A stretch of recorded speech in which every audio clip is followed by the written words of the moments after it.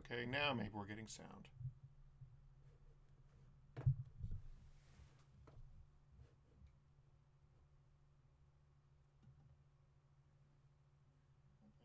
Okay, all right. Yay! Good morning. Hey Joshua, how are you doing this morning? Whew, all right. Getting psyched up to stream is always always a bit of work for me. But I'm really excited to stream. I've been working on how to host a dungeon all week. Excited to play and ready to go. I'm doing pretty good. I took a few days off of work this week and next week to work on how to host a dungeon exclusively. So yesterday I spent the whole day, half the day in the studio working on artwork, and half the day editing and working on a cover. So we're getting really, really close. Yeah, I remember one time I talked to Eric Vulgaris, who streams a lot of indie RPGs and is a super great guy. And I said, man, do you ever have days when you're just like, streaming is hard?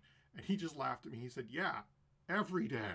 So, but streaming is also a blast because I get to have people here in my studio while I'm working, hanging out, sharing ideas, or just chilling and having a good time. But before I start, I want to look at something else. So I got something cool in the mail here the other day, which I kind of want to show off.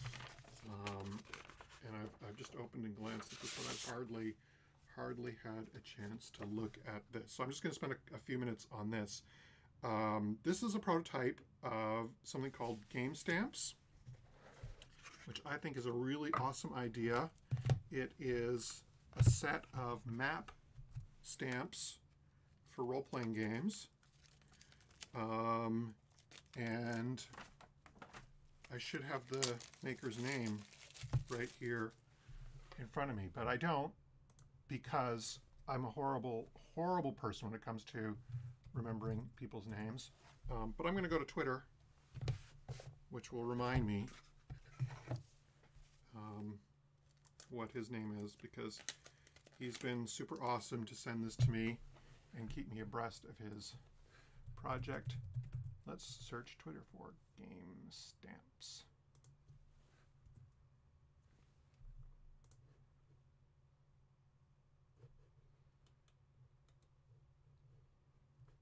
There we are, at Game Stamps on Twitter. And if you go there, you'll see some cool artwork and stuff related to game stamps. Yeah, unboxing stream. That's right. I'm branching out. It never occurred to me, but yes, this is an unboxing stream. So, and speaking of unboxing, I was super pleased that this came in these nice, cool boxes. With the game stamps name on it. They came tied with string, which was just a nice touch. And everything fits really nicely here. You see there are 3 colors of ink. And we've got kind of a basic set here. So we've got some basic map symbols, plains, hills, a few different houses and buildings, a castle, a couple different kinds of trees, like a desert. And then also, this looks like a little stone monument of some sort, a house, a single tree, and a single deciduous tree. It also comes with some really nice paper, which has got a good, tooth to it. There's a hexagon version with letters and numbers, and then also without the letters and numbers, and then some plain paper. And I know he's planning several sets of these, so not just these map symbols, but more, and maybe dungeon symbols too, which I think is great. I could totally see using these in How to Host a Dungeon, for sure. And also just, it would be kind of cool if you're running your, 5e game and you roll out a battle map and you're just like, okay, there's trees here, stamp, stamp, stamp, and a rock, stamp, and a pond, stamp, and just go. So I'm gonna try these out and make a quick make a quick map of them. And I'm just going to dump them out because that's the kind of guy I am. So let's see how this works.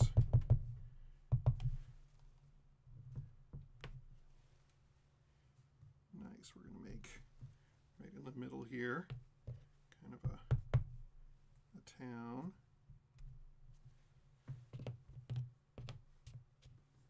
Let's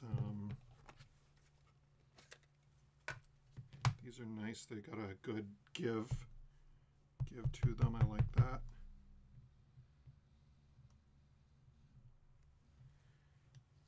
You can see I'm totally messy. I've already got fingerprints on my map. That's me.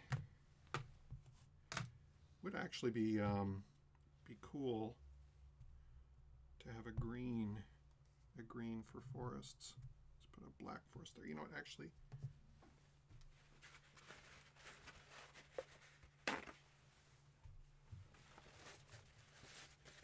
because I can never ever leave well enough alone. Let's try something a little crazy. Let's get a green gel pen here. Right. See if I can color this by hand and stick down a forest. Here, let's start with a single tree. I've had this open for 5 minutes and I'm already hacking it. Let's see how that works. Yeah, gives us a green tree.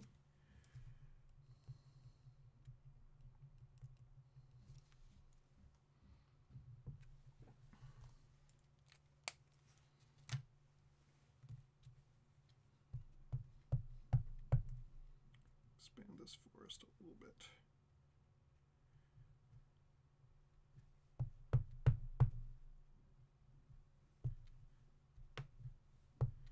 All right, okay, now I'm getting the hang of this, getting a rhythm going. Cool. Deep in the forest, of course, lies the ancient shrine of the red tree. Legend, myth, or reality? And that's nice. You can't tell, but this is a sparkle gel pen, and there's a little bit of sparkle in the ink there too. So that's cool.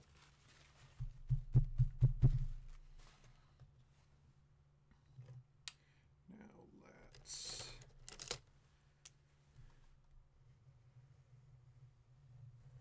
draw a lake shore here. Get a river running through the whole thing.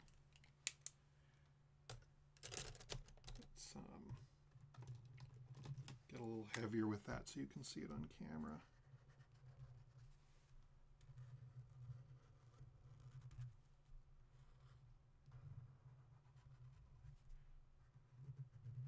I'm really excited about this particular project because when I'm down at the craft store and I see all the cool stamps hanging on the wall, I'm always thinking, wow, is there a way I can use those in my game? But I look and they're not really all that relevant, and so this brings designs that are relevant to gamers to the stamp world. All right, let's try a few more here before we finish this up. This looks like a desert or a wasteland.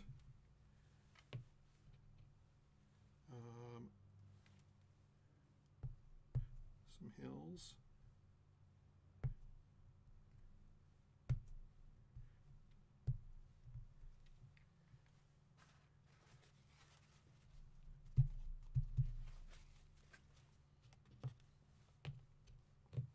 And I suggest you go follow Game Stamps on Twitter and watch for the Kickstarter coming soon. I will definitely be backing it, and I'd love to see this expanded to include more terrain, dungeons, extra planar environments, Tons of colors. How about neon? Yeah, so we've already got a little map that took us like 5-10 minutes. Let's try something. Let's grab these houses. I'm going to try a few different pens and see if I can ink these with see what works better. These Faber-Castell pens I think dry pretty quick, so they might not be the best match, but let's give it a shot. Yeah, that's not bad. There's still a little blue on there. I didn't really do a good job of cleaning it.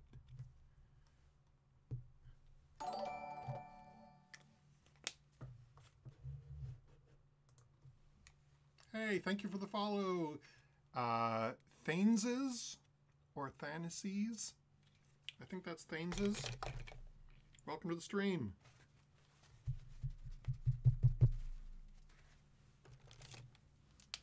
Let's try a little purple here.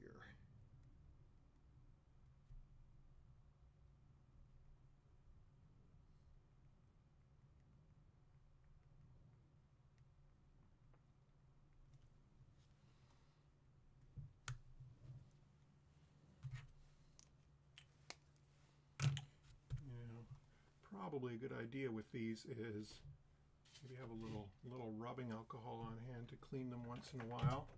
It so happens I have rubbing alcohol here because I'm that kind of guy who's got a studio full of random ingredients. Let's make a mess. Let's spill rubbing alcohol on our map. Yeah.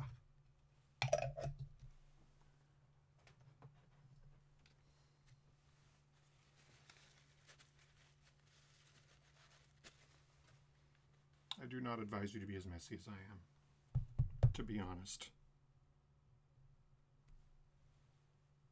Yeah, that's a nice thick black. The inks that are provided, this is turning into a forest metropolis, isn't it? They seem to work. They work way better than my pens that I've been experimenting with. I wonder if,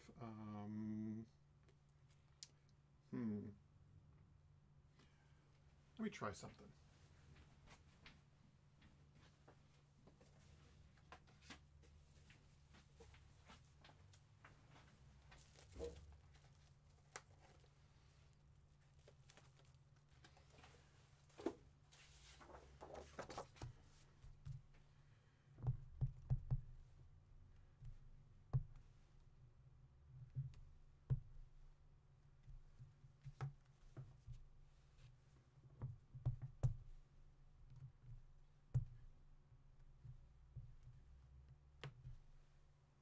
That looks like the town I grew up in.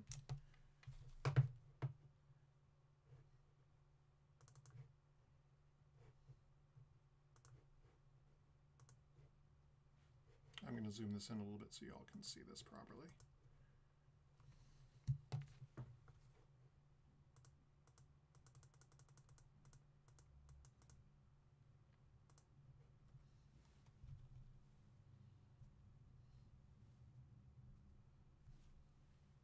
Ooh, I like the blue on blue.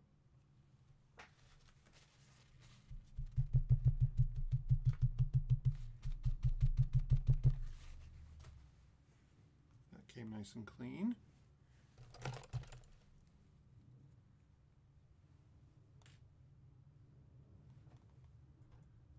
I'm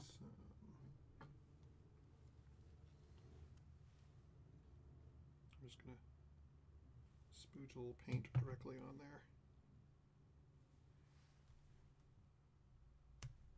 Yeah. That's fun.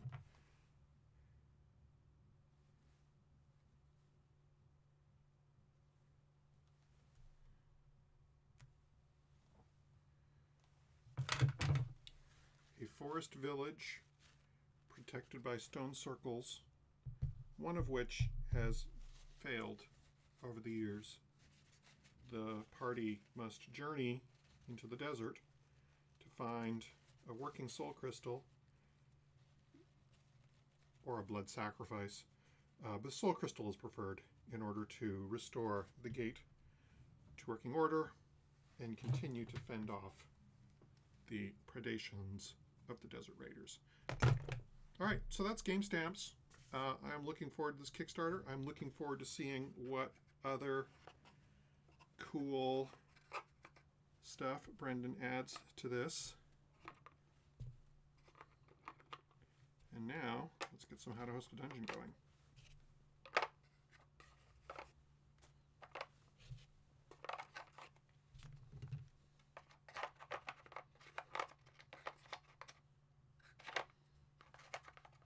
Hi, Paper Labyrinth. Mountains. Do we have a set of mountains in here? I don't think we have a... yeah, we do, actually. Haha. I haven't even used the mountains. Let's give those a shot. Yeah, I imagine a good set of stamp pads is probably not too expensive. In fact, I should talk to my daughter. She probably has a bunch.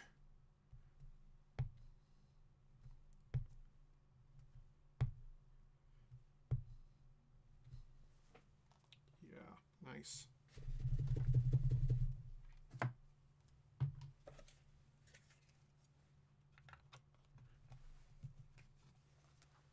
Also, archival ink, which I appreciate.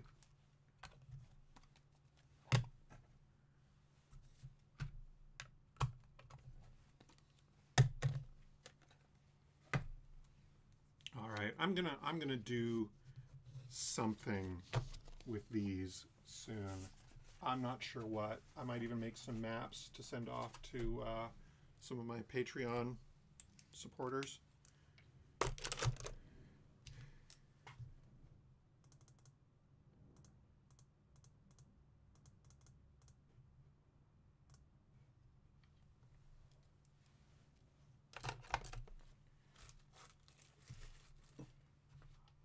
In fact, why don't I'm going to set aside a few stamps here. Let's grab village, the gateway, and some trees, just because I think we can probably use those in this game of How to Host a Dungeon.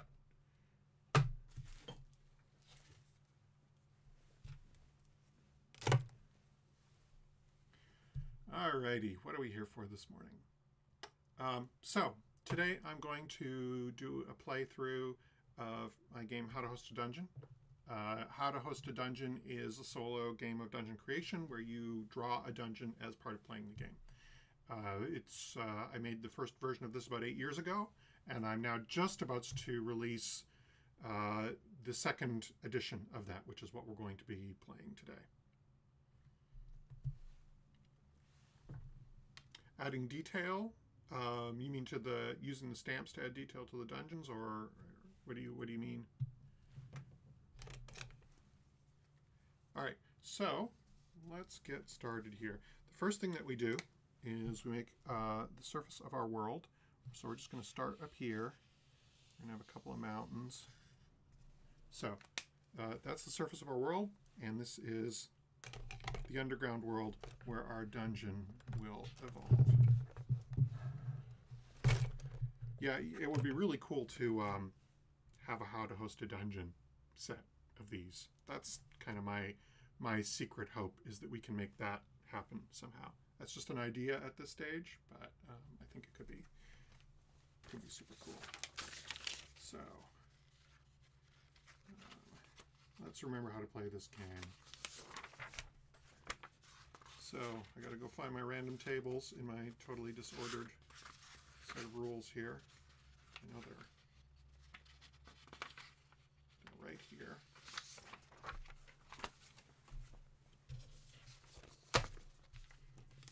So now we're just going to divide this underground up into some different areas for different kinds of things to happen, for monsters to live, for civilizations to grow.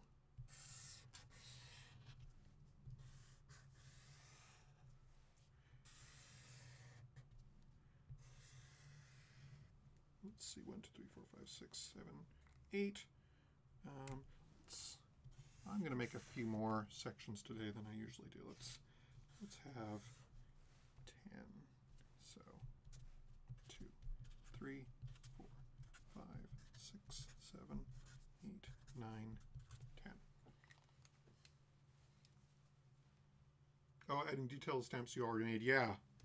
Yeah, it would be, I could see using those to rough out the map too, and then, you know, adding detail, and I like it because it kind of has a bit of that, you know, the old Lord of the Rings maps, like when you buy a paperback fantasy novel and you quickly open it up to see if there's a map in it, like you could make that kind of stuff really quick. Okay, so now we're going to roll some dice to find out what's in these different places. Let's start with this big one in the middle here. We'll need for that a 10-sided die and a 6-sided die. So in this first section we get gems. Gems, right. 2 D4 bead-sized gemstone deposits scattered all around. So 6 gems. What's going to be our gem color today? Let's go with a nice metallic purple.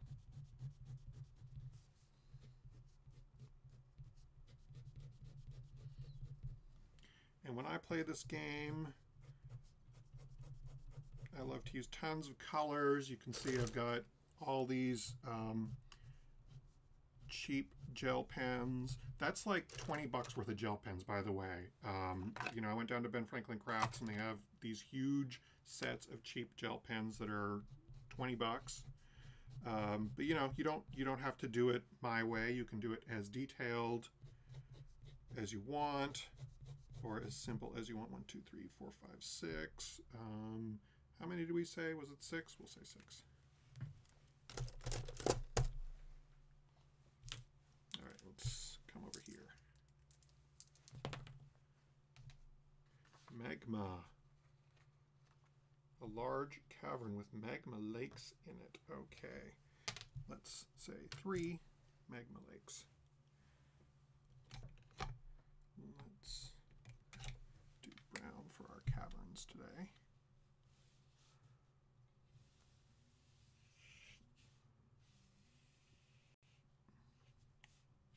What we have here is a hollow mountain.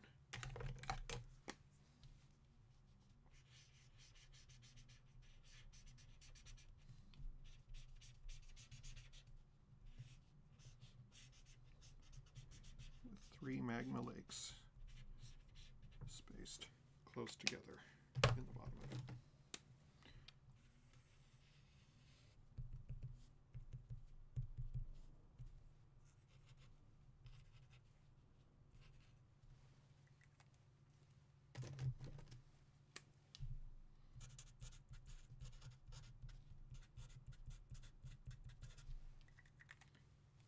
I'm going to do some labeling today. I feel like labeling stuff. Gems.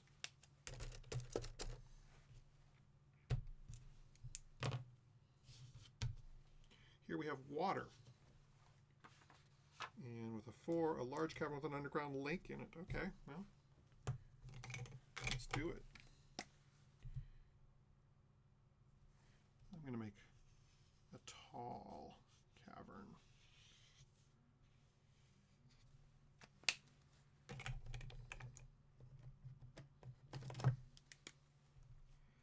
With a deep underground lake in it.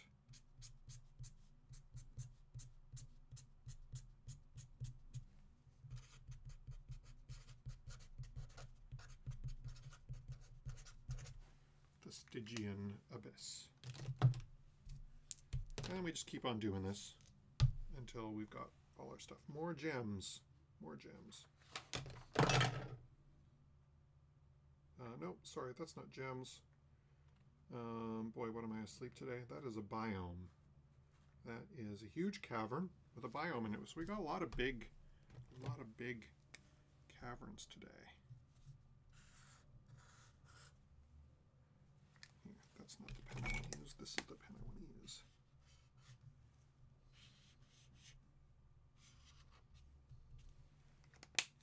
Let's roll to see what kind of biome we've got. A Jurassic biome. So we've got basically a lost world of the dinosaurs with massive plants here. Where are our conifers?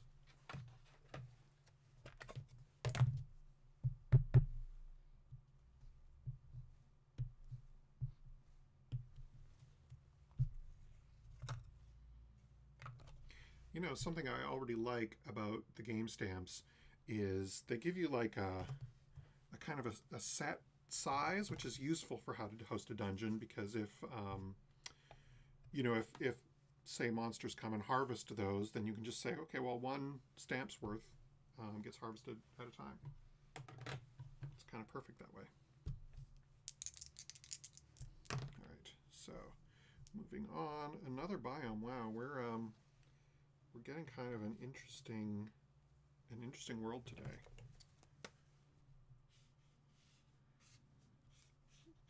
This planet is really honeycombed with big caverns. And I rolled Jurassic again, so this one is the blue.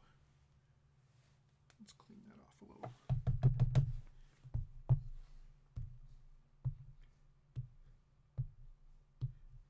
The blue forest.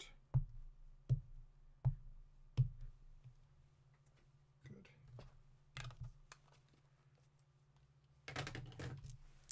Coming up here, we have ore. This is a rich world.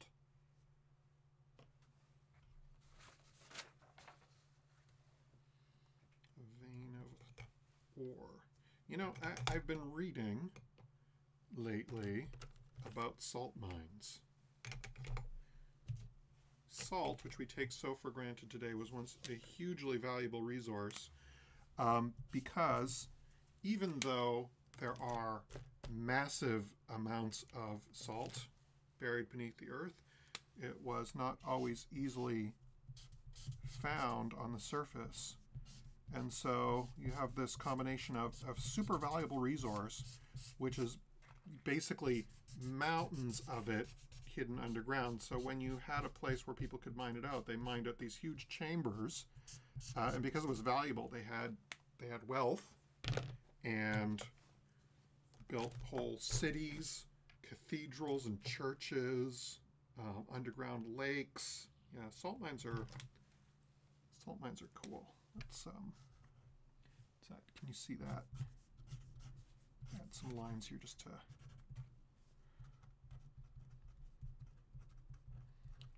big salt deposit.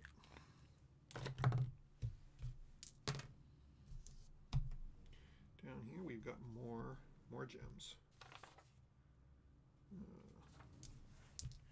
Indeed, we've got 5 gems. Let's use a stamp for that.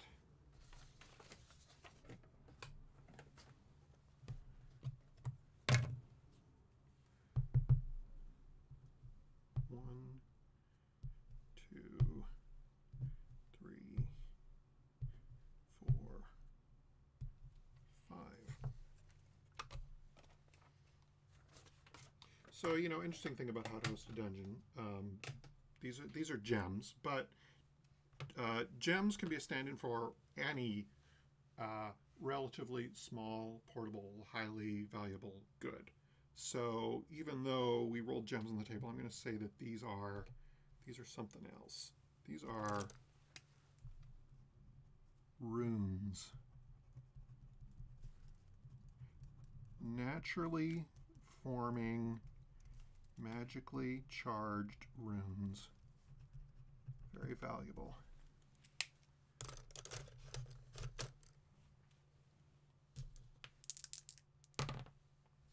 Salt is OP. Dude, Salt needs a nerfing. And we got another huge biome. This is a world where there's as much life underground as there is above. Let's roll randomly again and see. So this is an alien biome.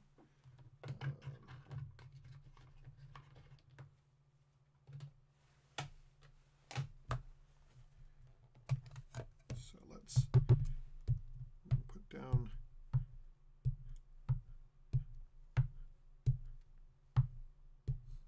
some dots.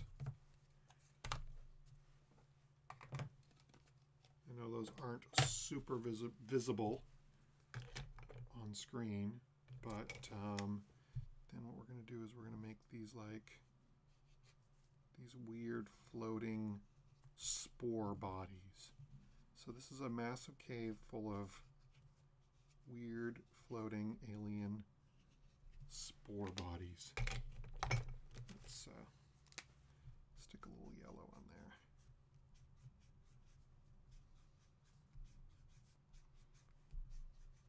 Yeah, there we go.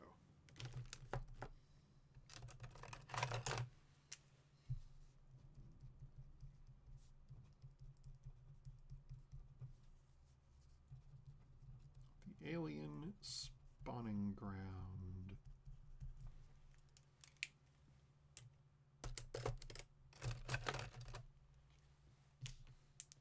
And we got one more biome. We have ore again.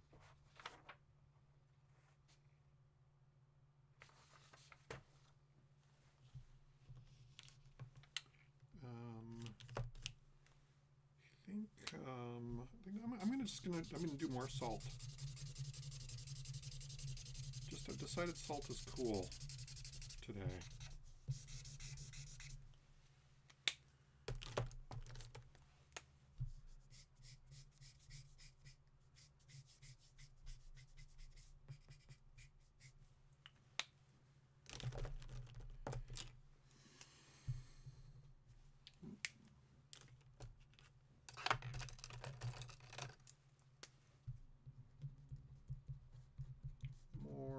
Salt.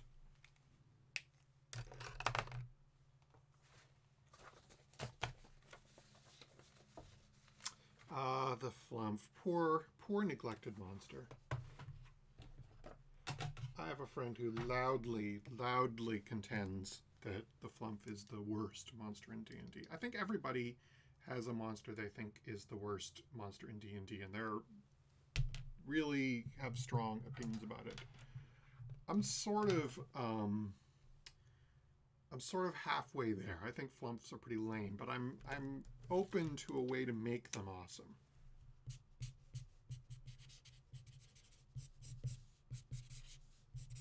Put a little more blue in here. All right, and we have one more dice roll to do. The surface. We have to find out what's on the surface of our world. If we get a lifeless wasteland, that'll be amusing. That will mean this is a planet where most of the life is underground. What do we got? A 7. Gems and terrestrial biomes. Let's start with that. Let's start with that biome. I wish I had some green for this. I have some green ink upstairs, but I'm not going to make you all wait while I go get my green ink.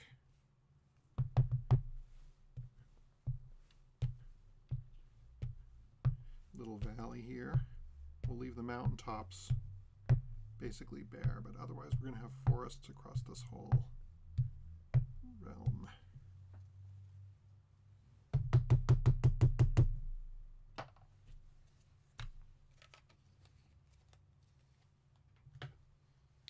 And then gems.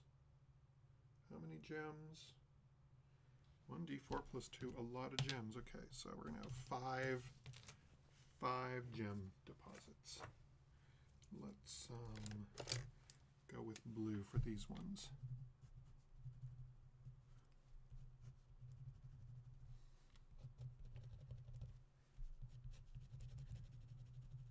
So we've got these kind of sparkly blue Gems exposed on the surface. All right, and that's what we call our primordial age of how to host a dungeon. That just sets up the game for what comes next. So now we have what's called the Age of Civilization, which is when one civilization comes and starts to live in this world. And so today I'm going to do the Deep Elf civilization, partially because I haven't done Deep Elves in a while, but also because it's the most complicated one. It's the one I'm the least sure about in terms of the rules. So I want to give it one more play before I publish a version of the rules. Also, if you're watching this, so hopefully within the next 2 weeks, I will be publishing a completed version of how to host a dungeon on Patreon. So if you happen to follow me on Patreon in the next 2 weeks, you'll be among the first to get that. A free version without all of the artwork and maybe with not all the content will be available sometime after that. And then hopefully soon after that, there will be a for purchase version of the game. I plan to keep the game continually updated via drive-through RPG. So once you've got it, you'll get updates as they're published. But anyway, so setup. The Deep Elves must start in a stratum that does not touch the surface if there is such a place. So let's use purple beads for the Deep Elves. So we're going to have a population of 3 Deep Elves, and they're going to start with 3 treasures. Let's just roll randomly. There's 1, 2, 3, 4, 5, 6 stratum that do not touch the surface. We're going to start them. These are going to be Jurassic Elves. And this is a little crazy, but I think I'm going to use houses for their homes.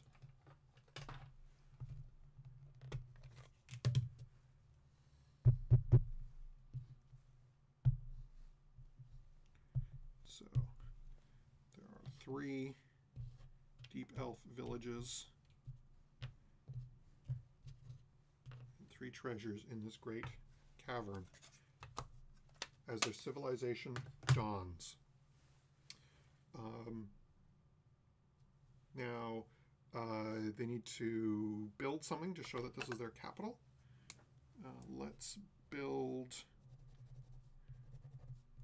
at the narrow end of their zone here. I'm just going to build this kind of gateway, because as their civilization awakens, this is their gateway to the world. A collection of weird civilizations would be a nice idea for the first expansion. Yeah, I agree. I have some notes on a few civilizations. The other idea I had for expansions was themed expansions, like an alien-themed expansion with an alien civilization, an alien monster, maybe like an alien special nexus or a biome or something, or like a fungus-themed, because we have some fungus-themed monsters. Or even, like a Cthulhu-esque one. Yeah, I have a huge list of ideas. I started actually recently keeping a journal to store all my ideas rather than just writing them down and losing the pages. So I think that's gonna help a lot with making this game. Okay. How do we play this game again? So now the civilization takes a number of turns. It will grow, expand, experience difficulties until it eventually falls. So now we're going to go through a series of turns. And so each turn, here's what happens. The first thing that happens is we expand their population. So let's keep this ink pad handy. I'm going to say that there's limited space in these caverns, and so as they expand, they must create new caverns to live in. Then they explore, seeking useful resources. Well, the nearest useful resources is this blue forest, so we will dig a tunnel to there. Now they found a colony.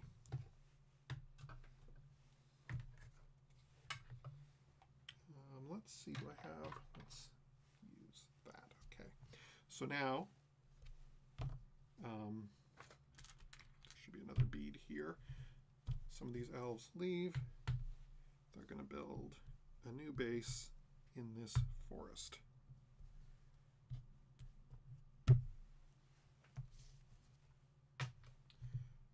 Let's do this in the right order. Now they build something in their capital city. They have a number of things that they can build, but I'm going to have them build a vault. And the vault, we'll just make it an expansion of this gateway, and the vault has a unique treasure in it. So that's the great treasure of the Deep Elves. Now, if their population is too big or they reach the surface, their civilization ends, but that won't happen for a while. So now we go back to the beginning. And we do this again. We expand their population. They continue to explore. Let's have them go in this direction, across this strata, discover those gems. And now the colony does something. So this colony near a biome becomes what we call a military colony. So these elves exploit the biome. So what this means is they chop down these trees and turn it into valuable resources.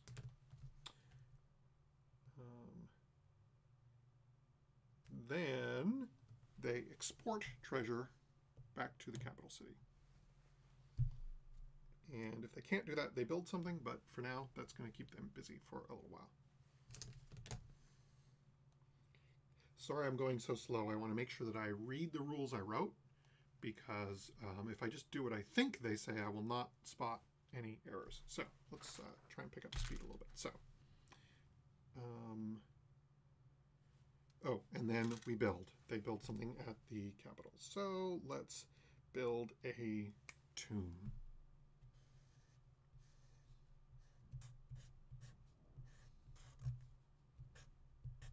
And we put an X on it to show that it is a tomb. Now we expand our population.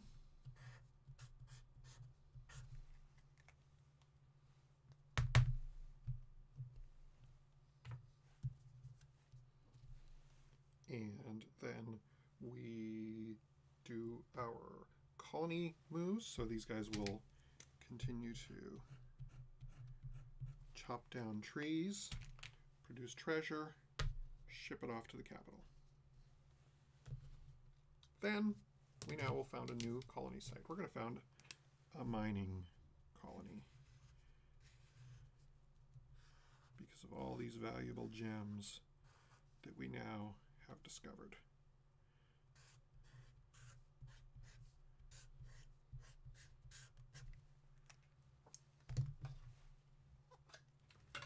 And this is going to be the blue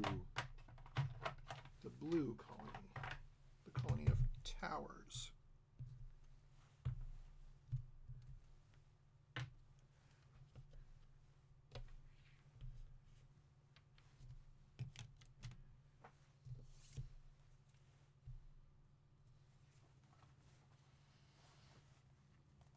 Yeah, there is something relaxing about playing this game, Adrian. I agree.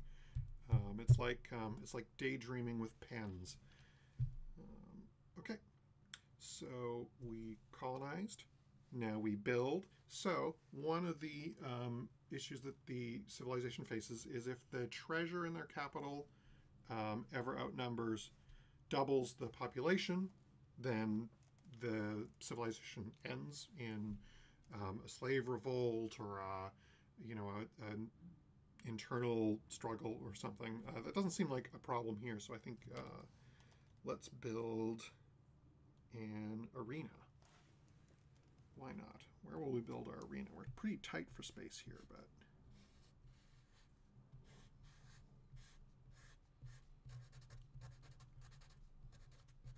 I'm going to base this on the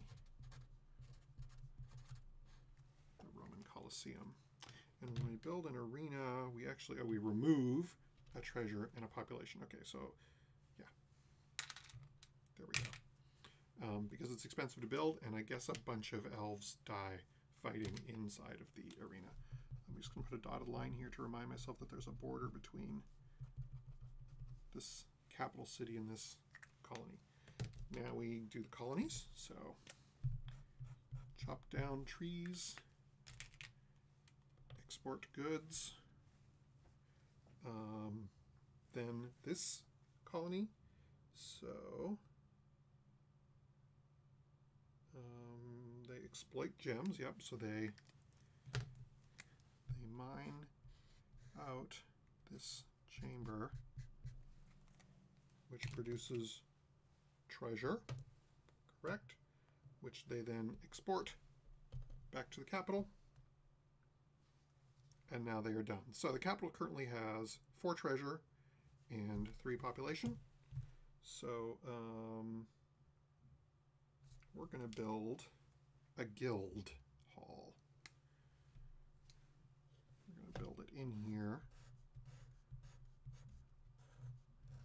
This kind of domed structure with tall pillars. And when we build a guild hall, we actually export 1 treasure back to a mining colony, just to help keep that population under control, because I want this place to last a little while.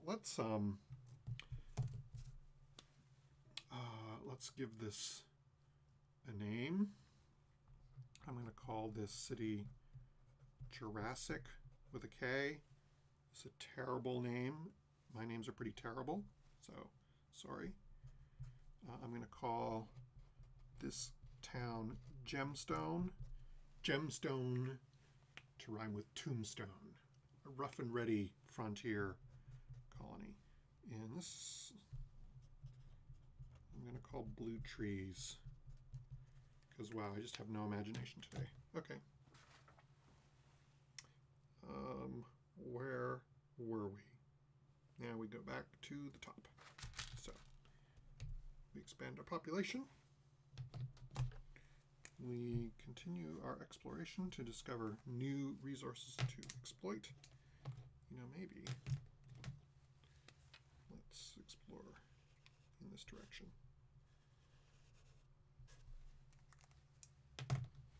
Then our colonies do their thing, so chop down trees and export the wealth. Mine out gemstones. Export that wealth. 1, 2, 3, 4, 5 to a population of 4. Okay, still doing fine. And then found a new colony. So what happens? Can we found a colony on water? We can. It's a processing colony. So we're going to build kind of a dockyard here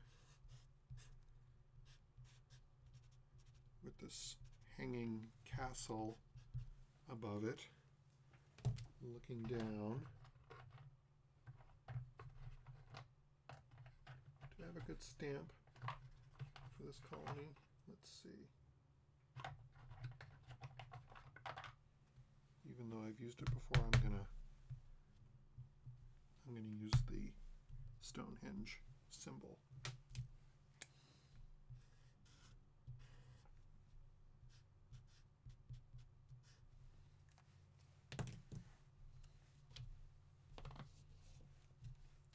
We're going to call this one Stygia.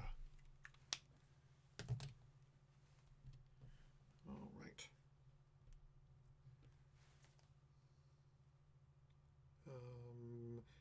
And now we build. So we've got 4 to 3. Let's build. Is there something we can build that will actually help this be more stable? Let's build a, well, this won't help it be more stable, but we're going to build an escape route. And when we build an escape route, we create a tunnel that leads towards the surface.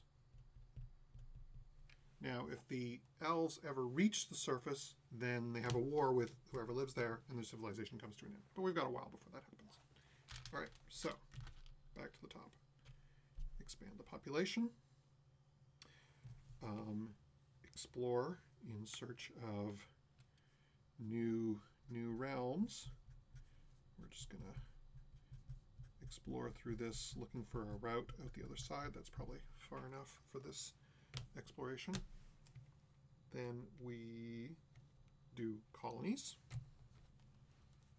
These guys have almost finished mining out this forest.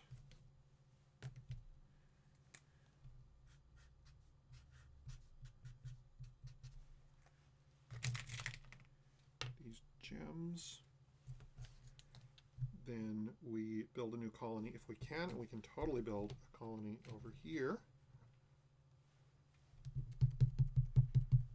Let's make a blue castle.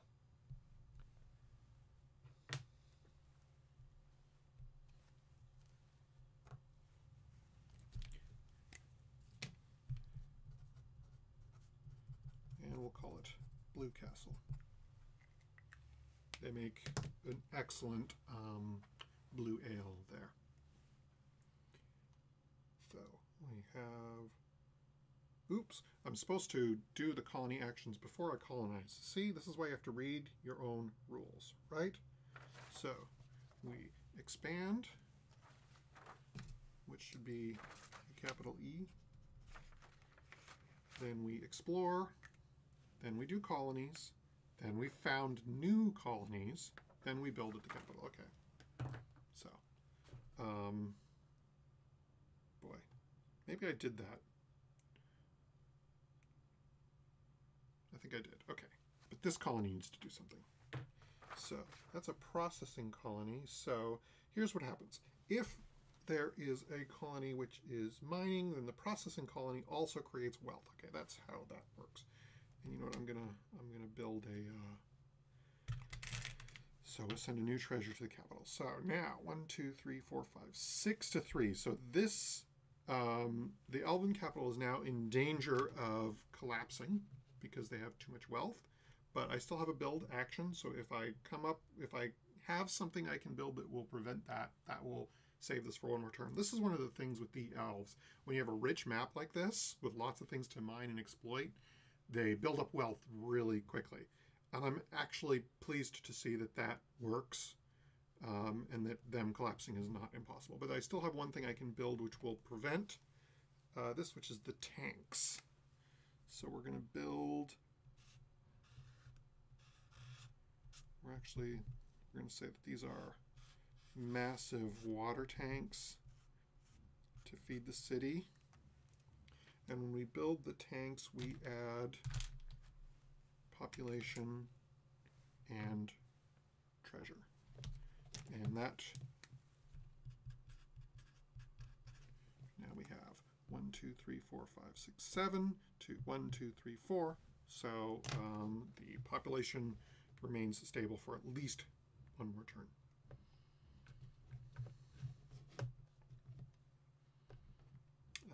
Okay, so increase the population. Then we do our colonies. So these guys chop down the last of the blue Jurassic forest. Interesting to note, they have no problem chopping down all these trees, but they keep the biome in their homeland pristine. Interesting. So, you know, if you think of elves as protectors of the woodland, this is like Lothlorien suddenly goes, yeah, you know what? We're gonna chop down Fangorn forest and use it to fuel our industries. We're gonna keep our forest, fine, but we're gonna go out there and take somebody else's forest because that's just how we are. Okay, so gemstones. We're gonna need to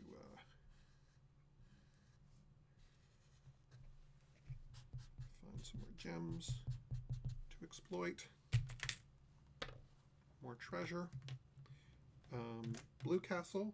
This is a... So we chop down trees. More treasure. Stygia, there's active mining going on, so more treasure. And then we build. There's nothing we can build that can prevent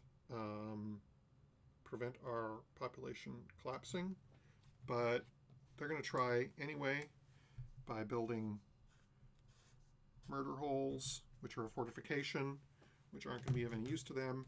And then the deep elf civilization collapses, I think due to massive inflation from the influx of fungible wealth. So when that happens,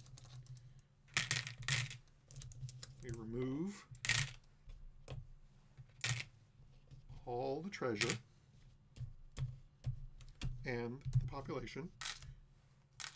We leave the legendary treasure of the deep elves there for someone else to find. And somewhere in here we place, there will be a monster and a treasure will spawn. I'm actually going to do it in Stygia because I think Stygia is cool. And we'll roll some dice to find, or we'll make a random drawing to find out what that monster is. So that's the Age of Civilization in How to Host a Dungeon. Next, we have the Age of Monsters, when various monsters appear in this world and fight with each other, and adventurers show up and that sort of thing, except I don't have rules for adventurers yet, but I will. So let's do that next. I'm just putting caps on my ink pads so they don't dry out. And I think I'm going to open a can of water.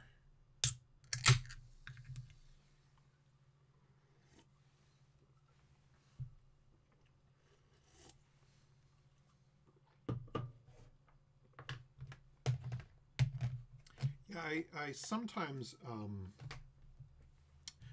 worry that my How to Host a Dungeon world is a little bit too stock D&D, right? You know, dwarves, goblins, very Mines of Moria kind of a feel. Just, you know, I discovered Dungeons and Dragons at the age of 6 when it was relatively new, and so my imagination always goes back to that old school D&D. But I hope that people will play this and put their own stamp on it, and maybe even make their own civilizations and stuff that make this, you know, change the flavor. Like, I'd love to see a Dark Sun take on it, or like a I don't know, a steampunk take on it, or even a science fiction take. That would be pretty awesome. Yeah, I like the deep elves too. They're interesting, and one of the things that can happen in this one, there were lots of resources. So the colonies basically spent their time mining resources. In a world where there aren't many resources, then the colonies start kind of building up stuff and fighting among themselves as well. So that can be a thing that happens. All right, let's do some monsters. So over here, I have some monster cards. I'm going to make an attempt at shuffling these a little bit.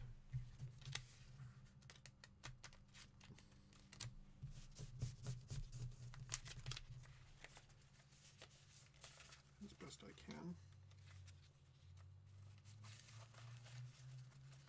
All right, so first of all, some monster moves in there after the elves leave, and it's going to be Sturges. Okay, so I think do that.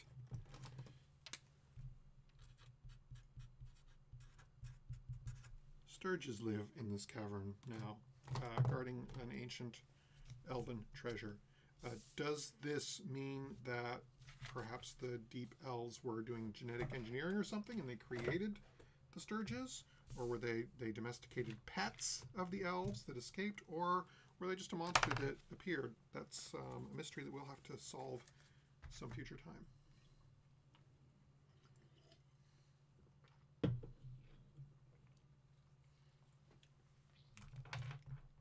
Thank you, Thaneses. Yeah, I try and give each civilization its own flavor. In fact, I spent a lot of time yesterday agonizing over dwarven building names.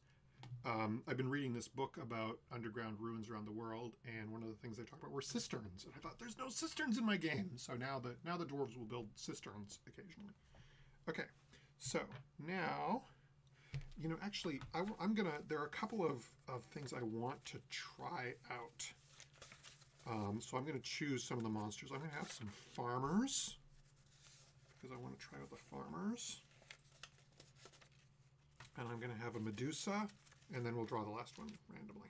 So, and we're gonna have Earth Devils. Earth Devils are a good one for this map. Okay, so let's start with the farmers. Farmers always spawn on the surface.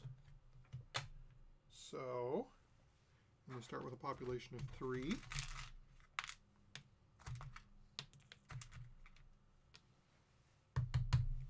So let's make some upside down villages. There we go.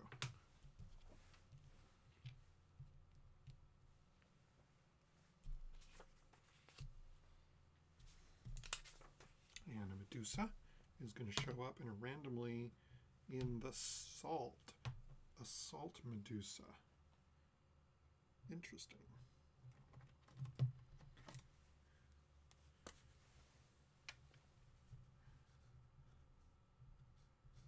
Actually, I'm not gonna make its home inside of the salt.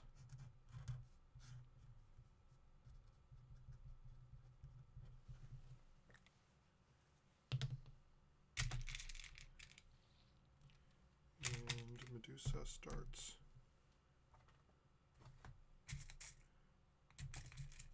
with some treasure and an advantage, presumably because of its powerful gaze weapon. Okay, Earth Devils. Earth Devils in zone number 6. That's the old gemstone mines. Okay, makes sense.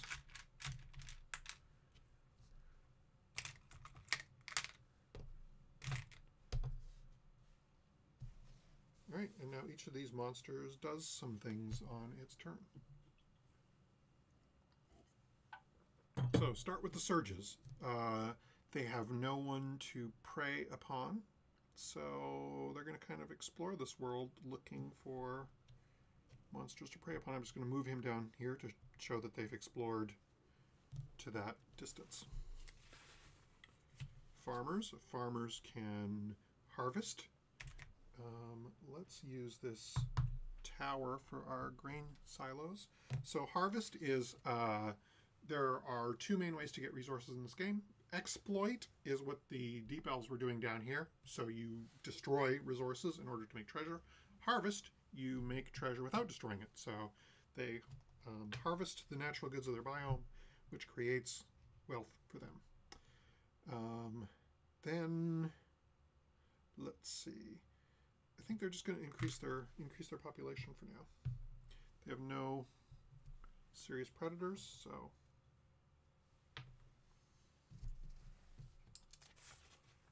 now the Medusa. The Medusa is a hunter, and so the sense of safety that these farmers enjoy is going to end as the Medusa finds its way to the surface and eats some farmers. And then the Medusa will scout, which lets it explore into adjacent areas. So we're just going to draw some tunnels. Medusa likes slanting tunnels for some reason. And then the Earth Devils. The Earth Devils, they are miners. They are near some salt. So, yeah, these guys need a way to explore the world. They need the ability to scout. I'm just making a note that is missing. So, they are going to scout in this direction to discover the salt, which they can later mine. All right, and that's one turn of the Monster Age. Pretty mellow to start out with. Now, a new monster spawns on the map.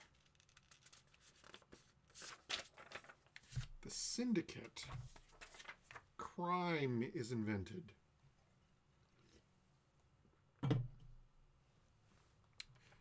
Syndicate arrives in the world in Zone 2, the Magma Syndicate.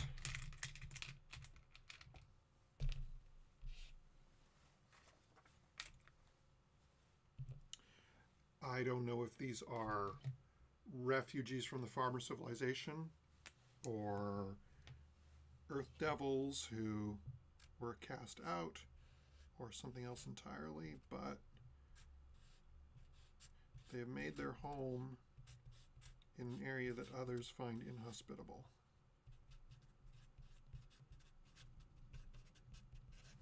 And they seek to exploit others through crime.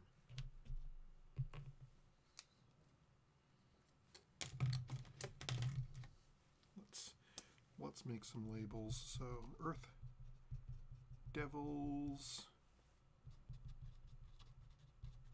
farmlands. Maybe if they build a city, which they can do, I'll give them a fancy name. Okay, so now Earth Devils. The Earth Devils begin mining the salt, producing treasure. They don't have anyone nearby to fight or trade with, so I think they're going to stand pat there. Sturges. They explore in search of prey, which I think takes them to the edge of Earth Devil territory and also gives them this treasure as part of their hoard. I'll just leave it in its current location. I don't think Sturges carry treasure around very much. The farmers, they do their harvesting.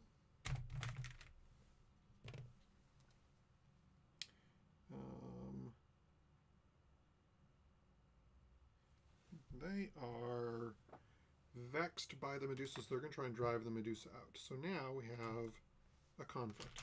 So the farmers will roll dice against the Medusa. The farmers win handily.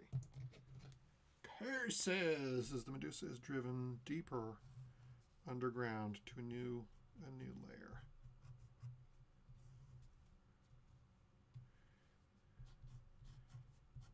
With its many hidden treasure vaults.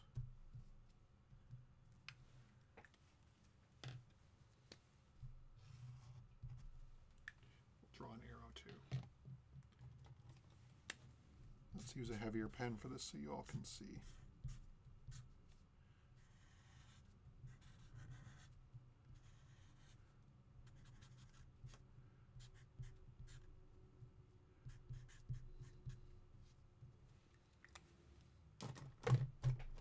Something I like to do with this game is once my dungeon gets full enough and has enough history and interesting stuff going on, sometimes I'll take it and I'll make like a set of D&D maps out of it, or make like a cool picture. Actually, do I have one of my dungeon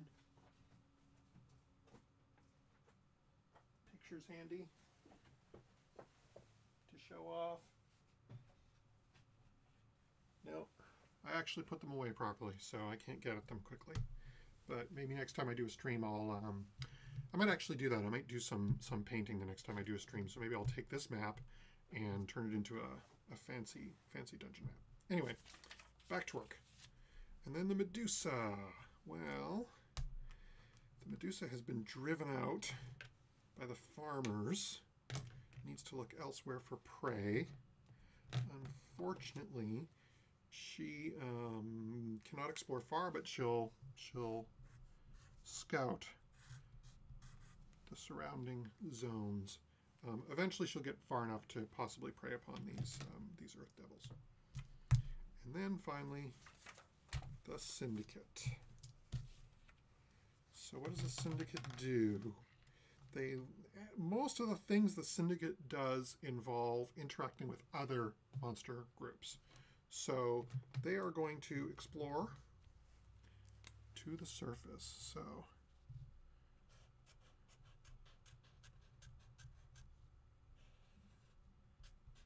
they find their way to the surface. and send agents out to scout this farm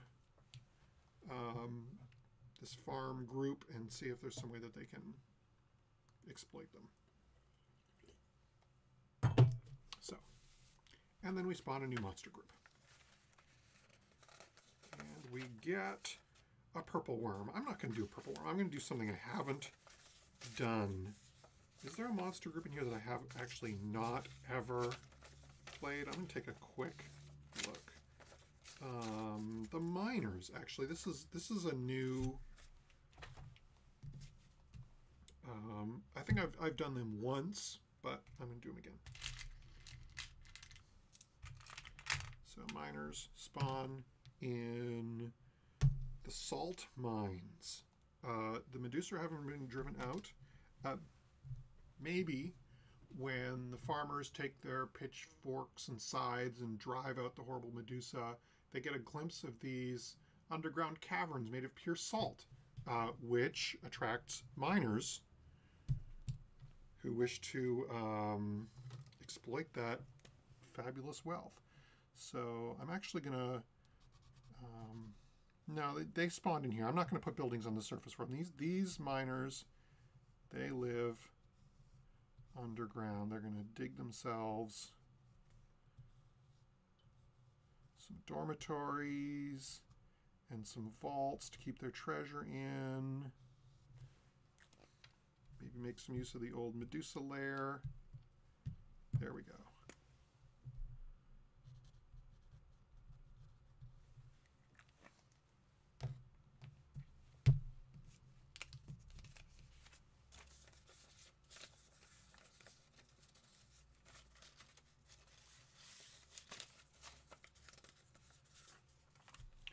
So, ye old earth devils.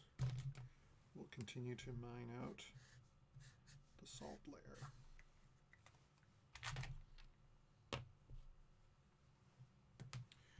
So here's an interesting judgment call in this game. So as the Earth Devils mine out ore, they create treasure, which they need to put in rooms, which technically kind of expands the territory they live in. The game doesn't make a big deal about having hard and fast rules about this. It's kind of a judgment call. But, you know, they've just moved into this formerly empty chamber right next to the hunting grounds of the Sturges, which means, in my mind, it means that those two groups are now aware of each other. So now when the Sturges' turn comes, they can interact with the Earth Devils and vice versa. And in fact, so let's take a look at the Earth Devils. What do they do? So you probably can't read this super well, but what a monster does is just a list of things. So Earth Devils always exploit ore if they have it, which they've done, created treasure. If they have any bonuses, which are these tokens, they can breed, so they can only increase their population if they've somehow managed to get a hold of some kind of special bonus, which they don't have yet. And then they have a number of options. They can move their home base to be closer to a source of ore. They can ally with neutral, alien, or magical monsters, so they could form an alliance with the Sturges as a form of protection. They can rout alpha predators, which are big monsters like the Medusa, so they can't kill them, but they can drive them away, which is what the farmers did previously. They can fight monsters that are not alien or magical, so they could fight the Sturges too, which is risky because when you fight, you can lose your own population and they don't have much population. Or they can trade, but only with aliens because they are an alien monster themselves. So that's an interesting set of options. I think they are going to try and form an alliance with the Sturges. So we're going to roll dice. The larger dice is the active monster or the aggressor. So they encounter these strange creatures, formerly domesticated by the deep elves. Maybe they can leverage that to make a working arrangement with them. But they fail. And the price of their failure is the Sturges gain some of their treasure.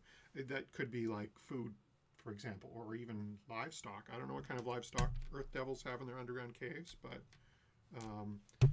giant maggot worms or I read on Twitter the other day that you can apparently milk cockroaches. So, yes, they make a gift of giant milkable cockroaches to the Sturges. Okay, we're not going to talk about that anymore. I'm clearing that image from my head. The Medusa. Well, the Medusa always hunts if it can. And look, these miners have moved into its former lair. So some miners mysteriously disappear, leaving only an odd pile of crumbled rock in their place. Then I think the Medusa is going to continue to seek to connect up with the rest of the dungeon.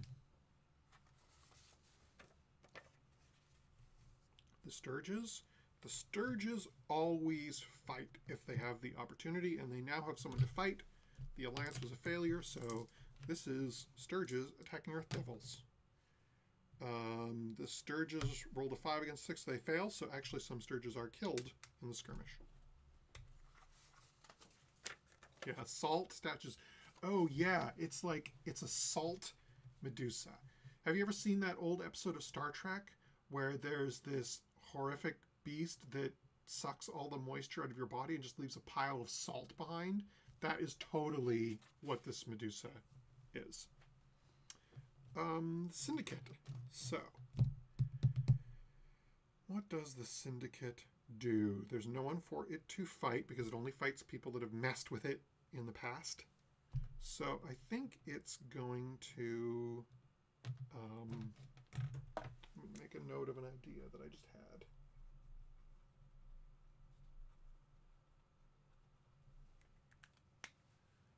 I think they're going to try and recruit from the farmers. So how that works is they transfer money and they say, hey, we got a deal for you, and they are successful. So some farmers come and live underground in the Syndicate's secret headquarters. And this is just the thing that I do is I take the marker and I put the new color on top of it just so I know that those are former farmers.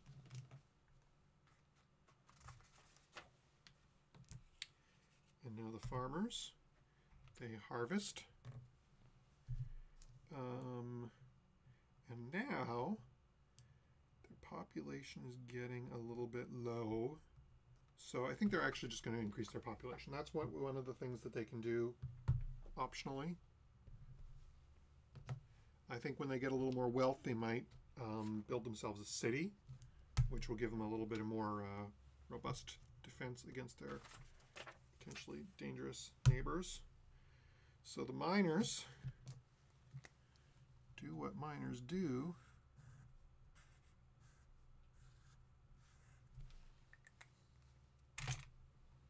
They mine out some salt and generate some wealth.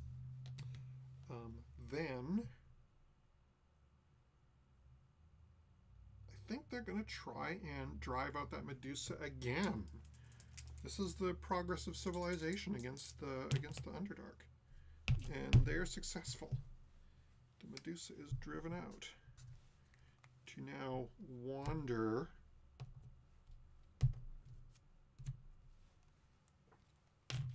through the alien spawning grounds.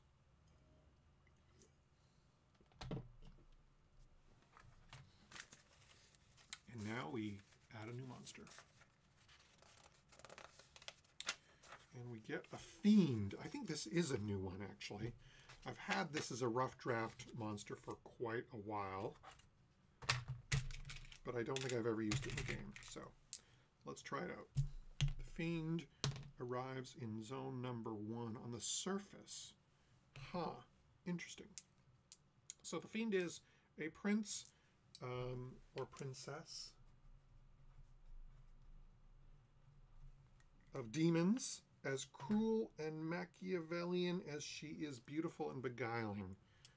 I don't know what that even entirely means, but we're going to draw a fiend lair under this hollow mountain.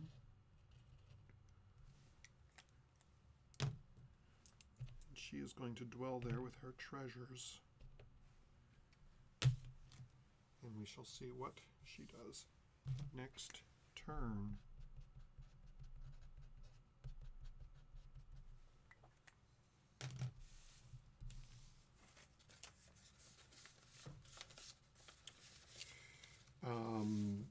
Possibly summoned, yeah. I don't know which of these groups would be most likely to summon a fiend, but maybe someone's been messing around with magic that's too powerful for them.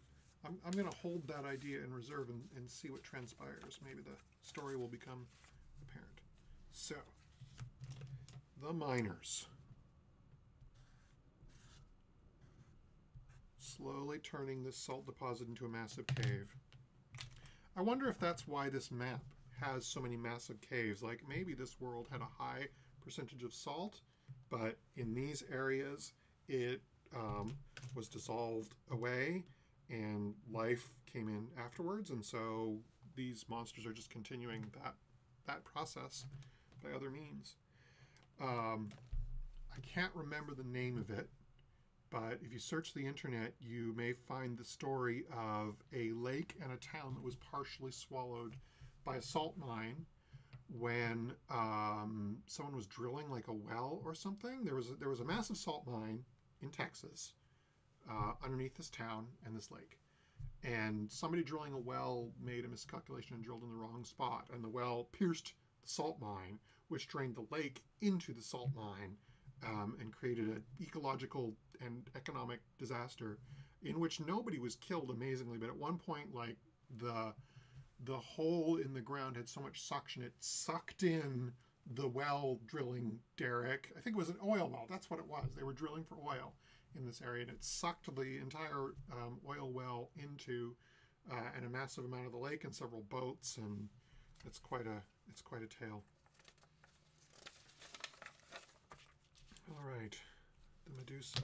Well, Medusa's got a hunt, and the Earth Devils are right there, so dead Earth Devil. Then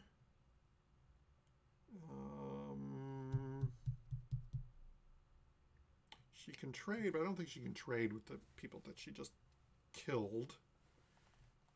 So she's going to continue her scouting activities.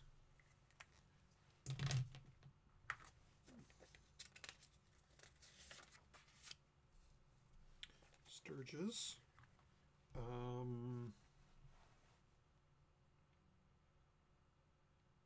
Sturges got to fight. It's in their nature. Sturges fight Earth Devils. The Sturges fail. The Sturges are wiped out. A starving band of Sturges attacks the Earth Devil works and is repulsed.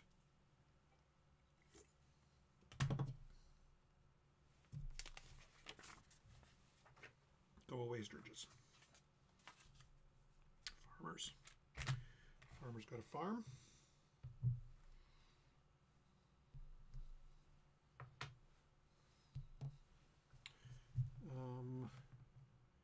I think it's time for these guys to build a city.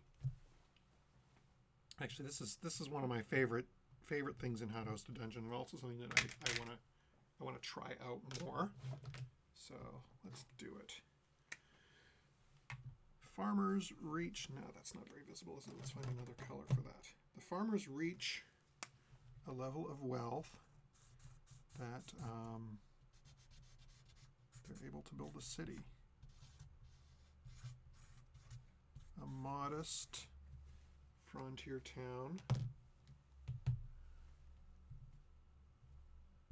Fill it full of houses.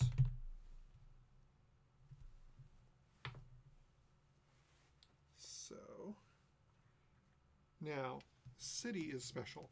If a city is built, go through the monster deck and find the first surface, good, or order monster group, then spawn it into the city.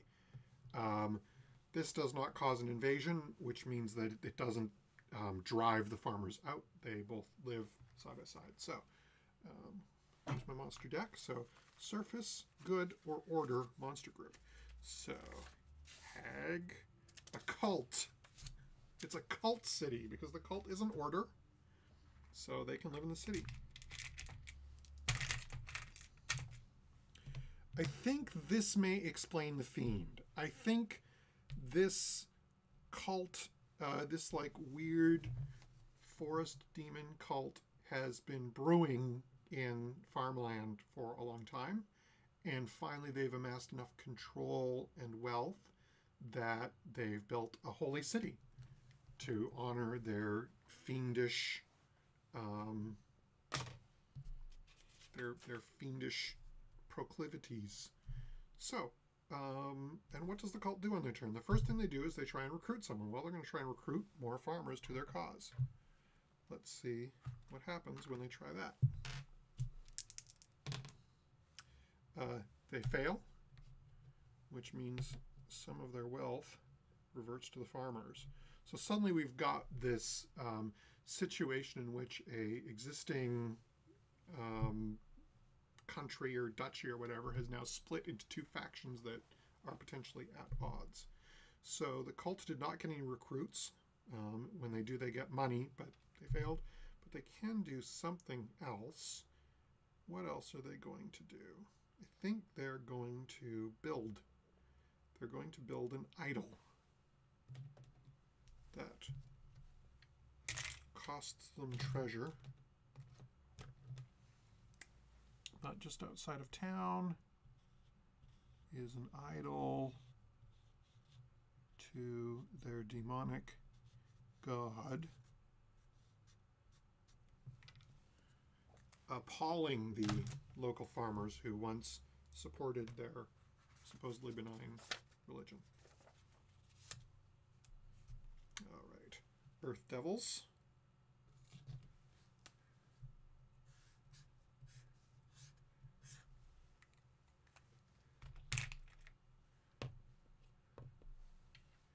So, Earth Devils can ally with neutral alien or magical monsters. Unfortunately, the Medusa is not magical. She probably should be. I'm going to make a note of that. But she is not. So she is not a potential ally for the Earth Devils. So these guys are getting in a tough spot. If that Medusa gets another action, she will wipe them out. So they're going to try and drive her out again. The Wandering Medusa. And they are successful. The Medusa is once again driven out. This bonus token, she can use that to get +1 to a die roll, but only if it would allow her to win, and she's just been crushed every time. I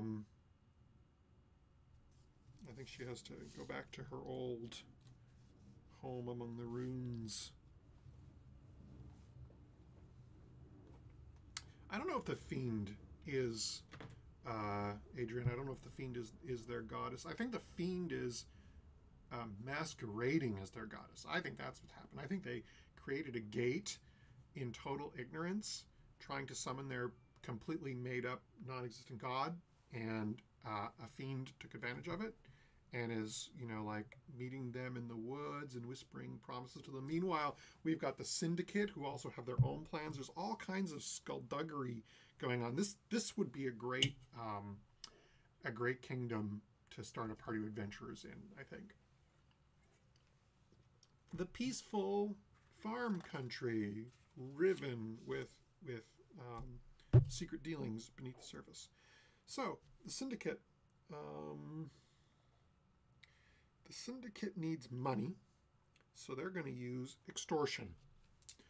The farmers have money, so they're going to attempt to extort the farmers, offering them protection against the demons in the woods and the weird cultists in the city. Yeah, that's the ticket. So that is a tie, but the aggressor wins a tie.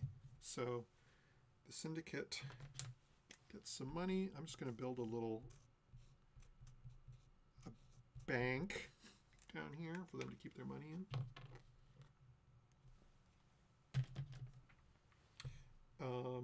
Yeah, and that's their turn. And now the Fiend. Fiend always hunt good denizens. Are the farmers good? The farmers are lawful surface humanoid farmers. So there is no one for the fiend to hunt. The fiend does not have enough treasure to cast a spell. So they can ally with evil, but the cultists are evil. Let's form an alliance here. Fiend allying with the cultists successfully. So that means the cultists basically can't mess with the fiend. Okay. And now we spawn another monster.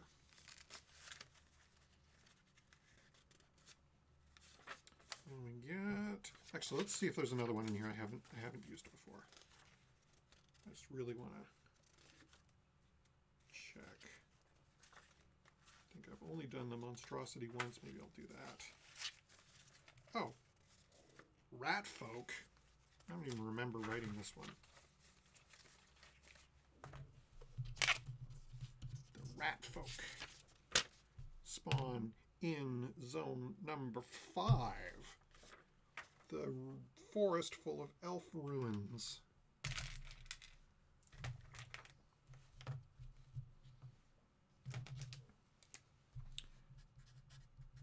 Rat folk.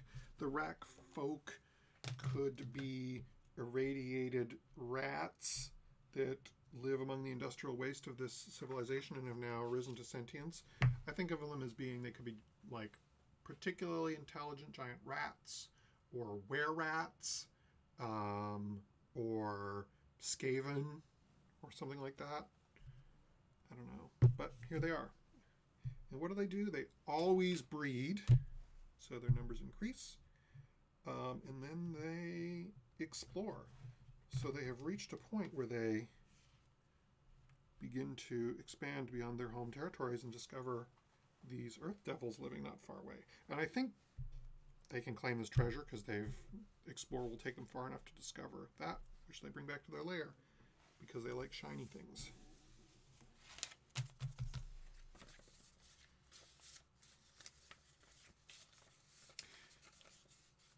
Yeah, Thainsies. I hope I'm saying that right. Yeah, I would love to see a computerized and even automated version of this. I think that would be really cool. A few people have built things along those lines, but no one's really gotten beyond just the initial stages. All right. The Syndicate starts. So the Syndicate is going to build a racket. When you build something, you draw something on the mat. A racket is kind of an abstract concept, but to symbolize it, I'm just going to draw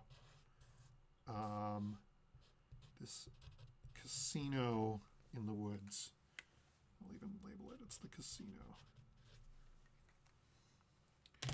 Now, once the Syndicate has built a racket, as long as they manage to maintain it, they can generate wealth every turn, which is how they can prosper. All right, our fiend. Our fiend would really like to have some money. The fiend can trade with magical monsters. It has no magical neighbors. I think the fiend maybe should be magical. Make a note of that. So the fiend has a bunch of different things it can do, but each of those things requires a certain kind of neighbor, which it just doesn't seem to have any of. So it's going to,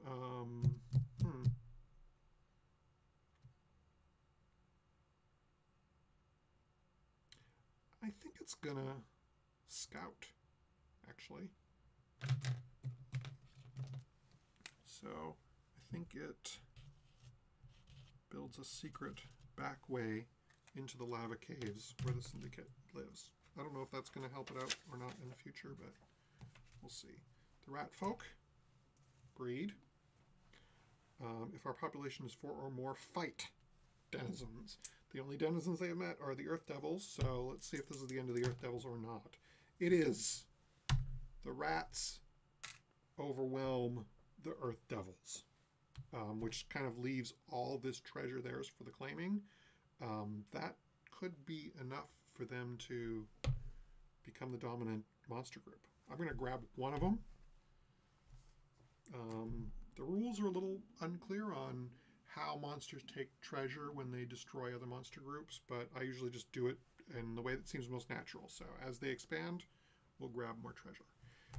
And now the rat folk can scout. So yeah, we'll just say they expand their territory and claim more treasure as they go. So they now have 4 treasure, because the epic treasure counts as a treasure. We'll see what happens. So if they reach 6 treasure, that triggers what's called the Age of Villains, where they become like the dominant villain of this piece, and they try and conquer the whole dungeon. It's 11:40. I usually quit at noon, but if we get to the point of them being the villains, maybe I'll go on a little bit longer just to see how that works, because that's a part of the game I haven't done on stream very much.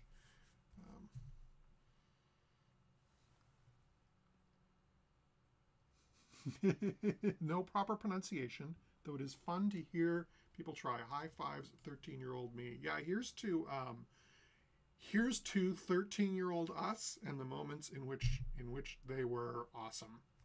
13-year-old me was making mega dungeon maps, so that certainly influenced my life. The Earth Devils are gone. Sorry, guys. The miners.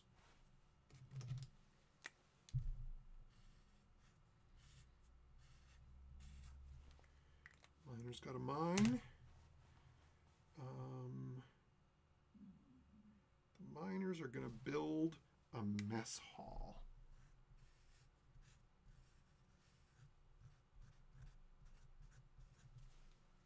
So they're improving their dwellings, and when they build a mess hall, they get another unit of population.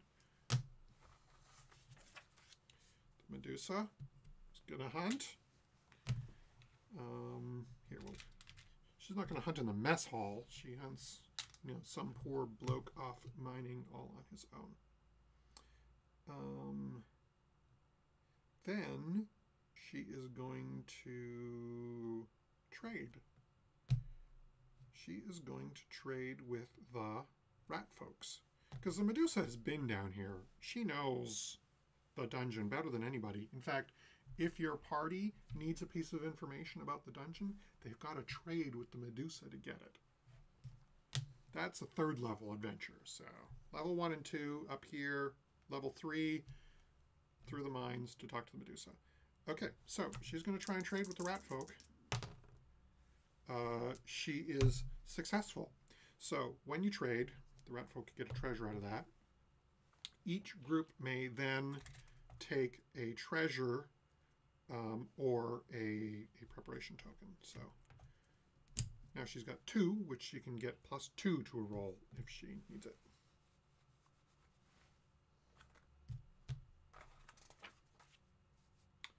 The farmers.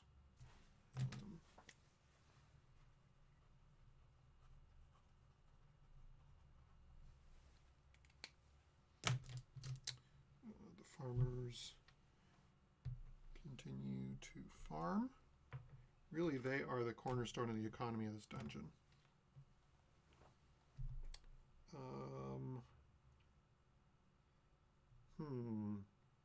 Then they're gonna build.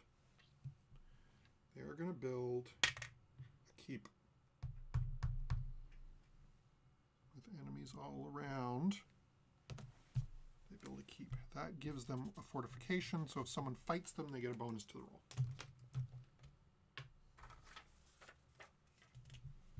And then the cult. The cult always tries to recruit. They'll try and recruit. They can recruit farmers, Syndicate, or I think they're going to recruit Syndicate. And what this is this is the farmers going to their, young folk and saying, come back to the farm. That fails and puts more money in the hands of the Syndicate as they send care packages to their children, urging them to return home to the good old farm life.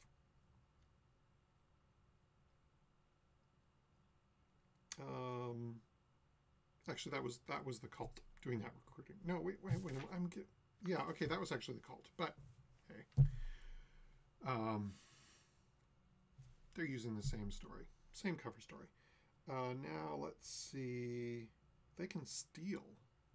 The cult can steal. They're going to steal from the miners. They're unsuccessful.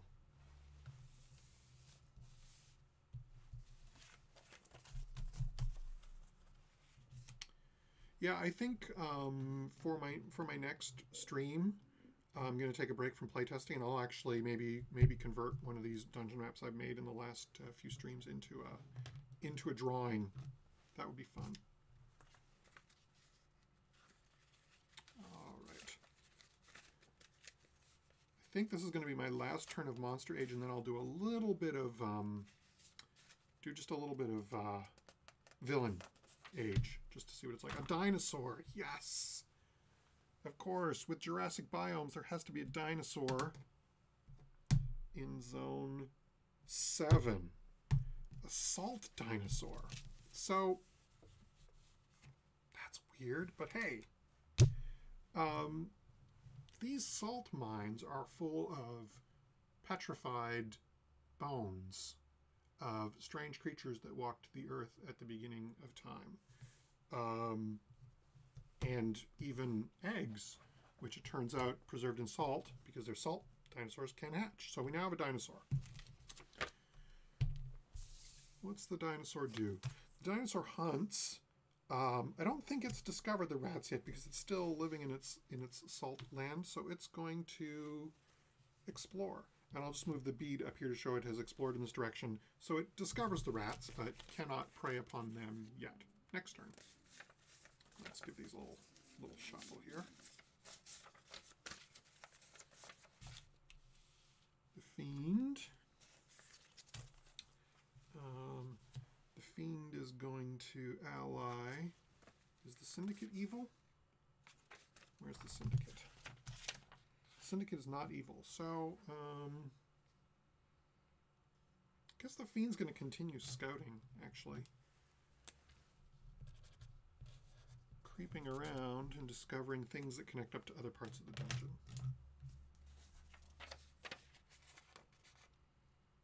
Yeah, I want to think of, it seems like the Fiend should be able to interact with the cult in an interesting way, and I don't have, it can ally with the cult, but that's it. So maybe I'll try and think of some other interesting interactions there. The miners are that's just about all the salt.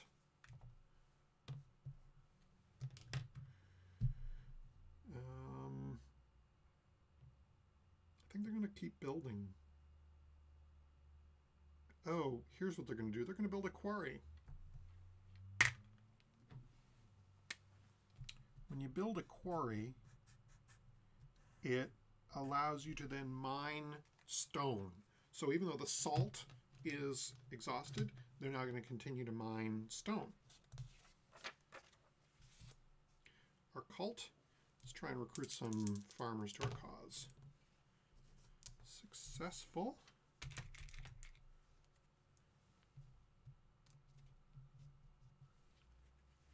And then we're going to build a sacrifice. If you have an idol, then you can build a sacrifice. It costs you 1 population.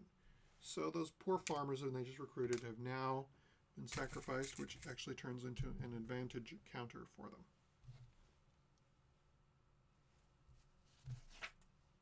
Oh, also, anytime they successfully recruit, they generate wealth. So there we go. Farmers continue to farm even though their numbers are starting to dwindle. I think they're going to form a desperate alliance with the cult. They are unsuccessful. So that gives more wealth to the cult. The farmers thinking that perhaps if they contribute to the cult coffers, the cult will stop preying upon them. Foolishness. The Medusa, she's going to hunt. Well, let's hunt rats. Then she's going to keep on scouting. Exploring all the back ways of the dungeon. The rat folk. Put them up here. They always breed. If their population is 4 or more, they fight denizens. Let's use a different color for this dinosaur. We've got lots of green. So there are two kinds of monster groups in How to Host a Dungeon. There are denizens, which tend to have population like cultists, the Syndicate, the rats. And then there are alpha predators who tend to be singular but are more powerful, like the Medusa and the dinosaur. So they have no denizens nearby, so they have no one to fight, even though normally they would. So they're going to continue to scout, which I think allows them to claim these 2 treasures. They now have 3, 6, 7 treasures, which then triggers the Age of Villainy. However, the Syndicate gets to complete their turn as well. So they have a racket, which generates wealth for them, just straight up. And then they're going to try and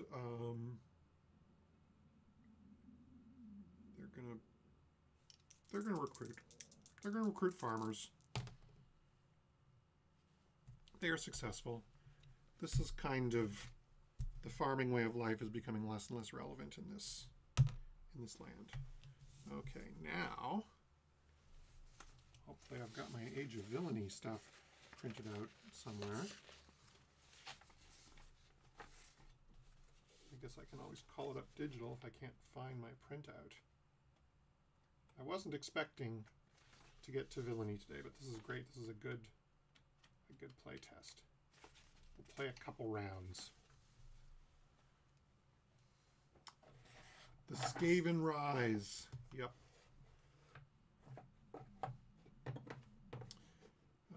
Yeah, the Fiend could demand gifts. That's a good suggestion. That would be basically an extort move. I'll make a note of that.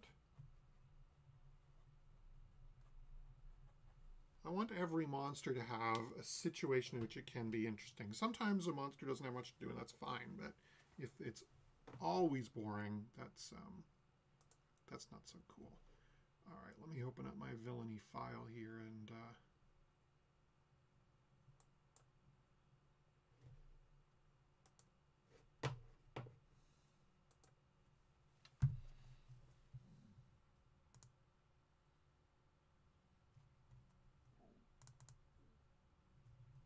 poor little computer is so slow with streaming.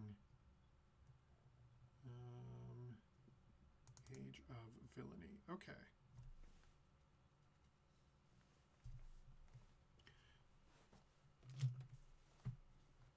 So currently the game has 2 kinds of villainy. There's the Empire and there's the Horde. And I'm going to read my rules to see which kind of villainy we should use here. Because it's always important to read your rules and follow them, because it's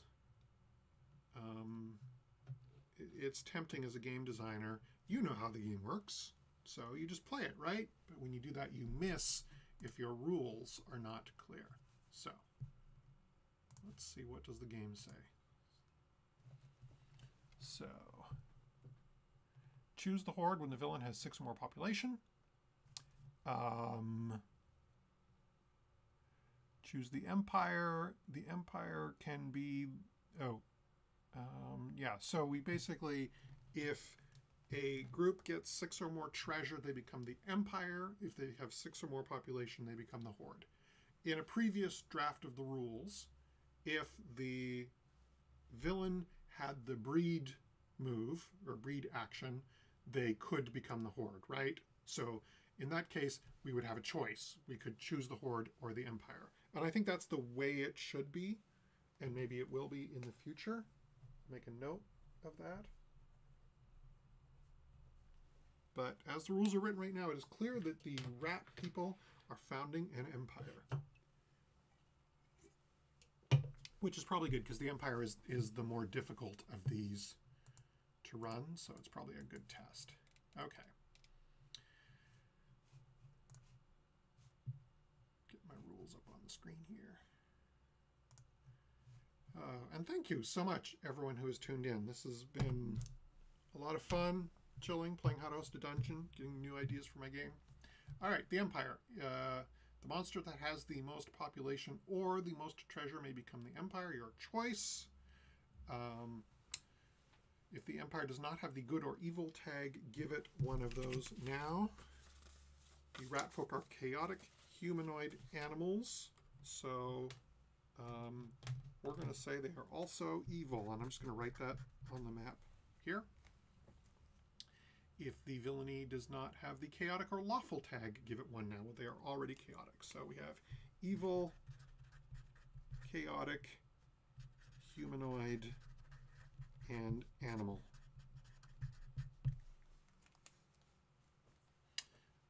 The Empire can never be both good and evil, or both lawful and chaotic. Yeah, right. Build the capital. This is a free construction that doesn't do anything special, but it should always look cool. So, I think the rat folk, upon discovering the arena, thinking it's just a really grand structure, they expand it, and they put a statue of a rat on the top of it, and it becomes the capital of their empire. I'm going to write that on. Capital of the rat pile.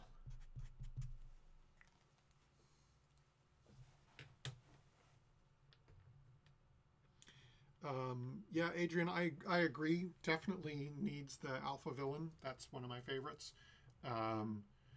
I would like to take all the villains from the first version of the game and put them into the new version.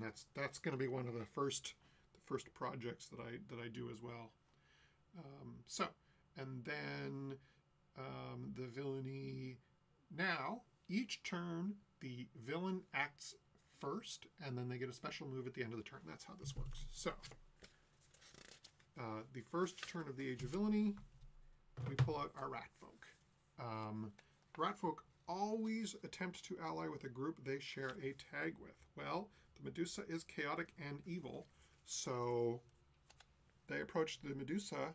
They say, "We rule these lands now. Cease your wandering lifestyle and join our empire as an equal partner." The Medusa does not like this suggestion, so that fails.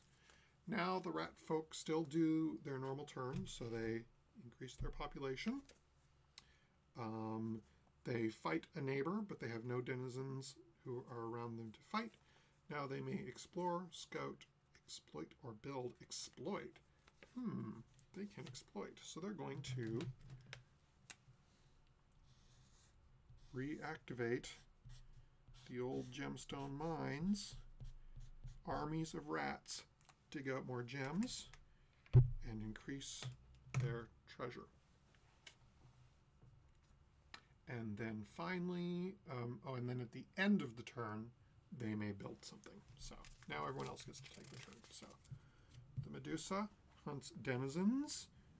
She's going to eat rats. She's not going to ally with them. Forget it. Then she's going to trade with the miners. She's not successful, but they do get some of her wealth. The farmers,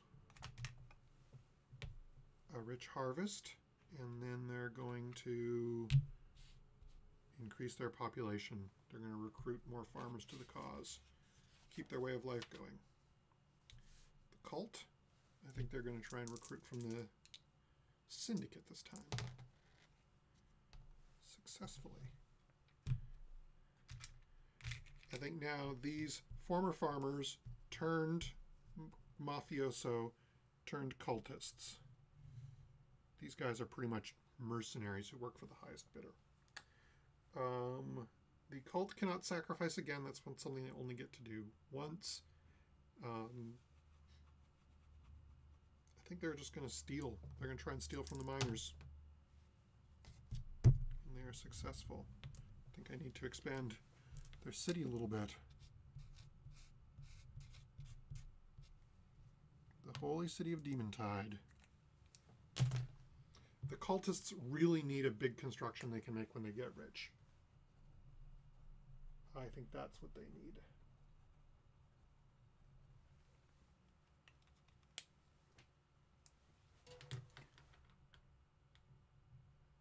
It needs more salt, yeah. Yeah, I'm not a very salty character myself. I probably could use a little more salt. I'll keep working on that. Yeah, this must be magical salt, really.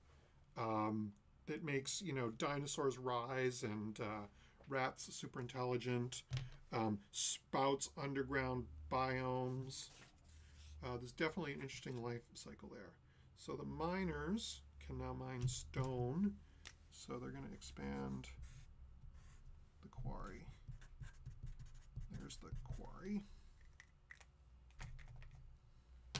It's dangerous mining in monster-infested realms, but it is lucrative. And they're going to build something. I guess they're going to build a mine head so they can dig deeper. So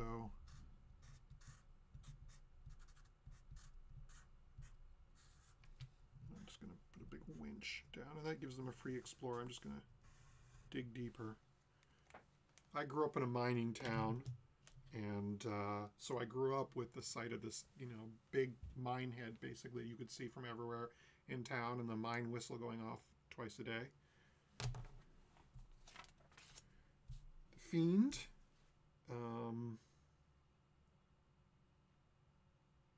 I'm going to continue to scout, and the reason I'm going to continue to scout is I'm going to say this is the point where the Fiend reaches the edge of rat territory. We'll see if that.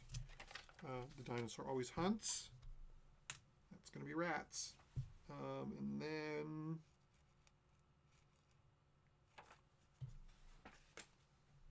that's it.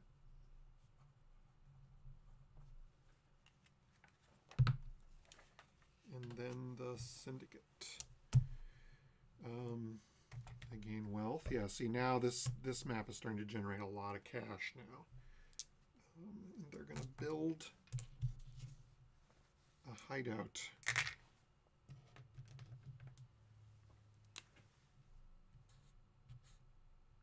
In my mind, that's like an inner sanctum that only the mine bosses know about, that they can retreat to in time of trouble. That is a fortification that gives them a bonus on fight rolls, if that becomes a factor. So now, I'm going to spawn a new monster. Goblins. Classic.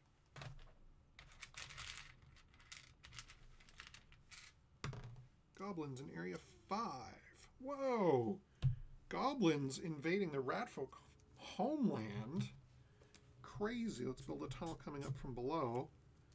Totally unexpected. So this is an invasion. This is basically, these two monster groups are now fighting over this territory. And the goblins win with a surprise invasion. They drive the Ratfolk out of their home territory and move in themselves.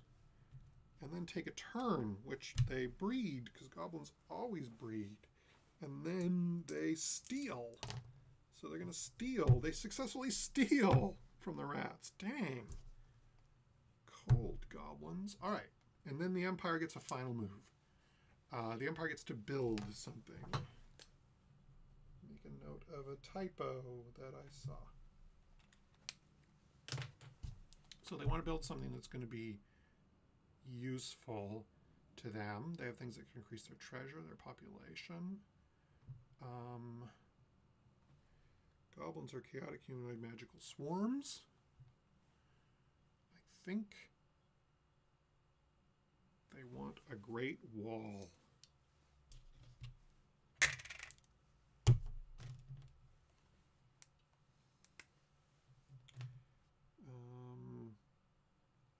And I think in this case, a great wall just means like massive fortifications at the edge of their territory on all sides. They're doing their best to build the underground equivalent of a walled city.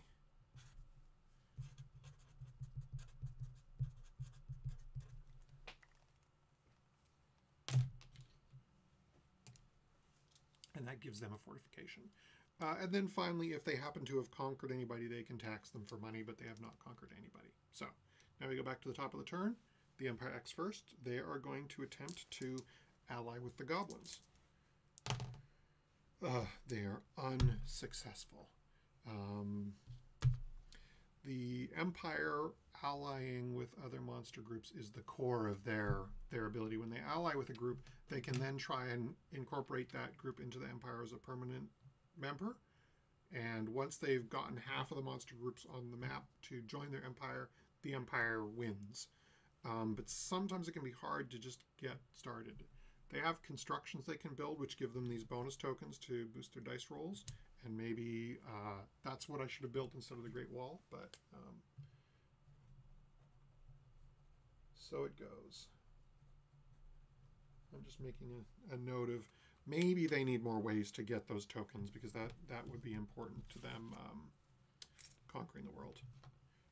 Okay, I'm going to finish up this turn to see how it goes, and then I'm gonna call it a day for How to Host a Dungeon. Have a little lunch. Thank you so much for joining me today. The dinosaur. Dinosaur hunts.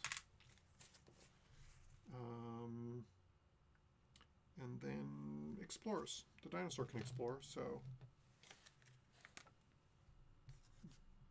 this is apparently a burrowing dinosaur. Picture a skeletal salt stegosaurus with burrowing claws. That's what I'm picturing. The Syndicate continue to gain wealth. They're going to try and extort from the farmers. The farmers resist the extortion. Goblins, increase your population. When they hit population 5, they get a bonus token. Horde tactics.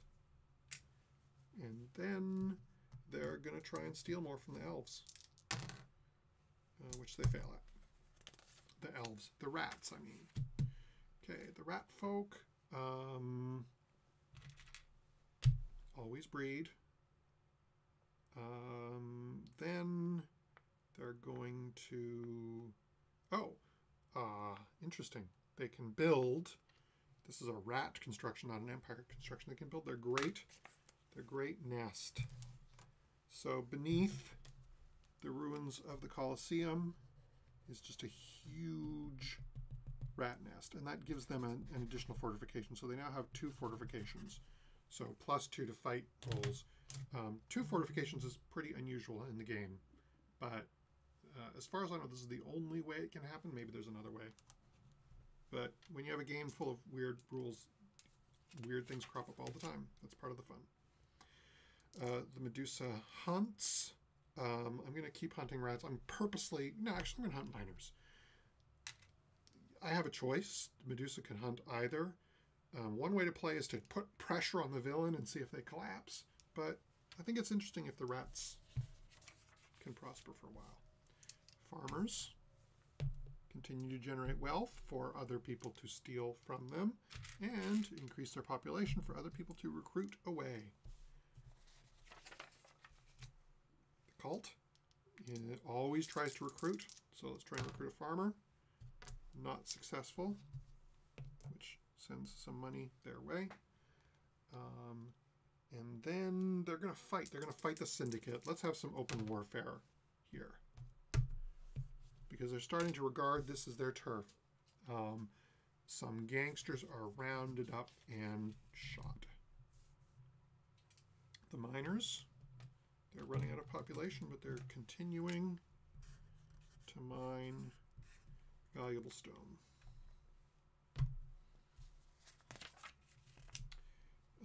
And then the Fiend. The Fiend is going to trade with the Empire.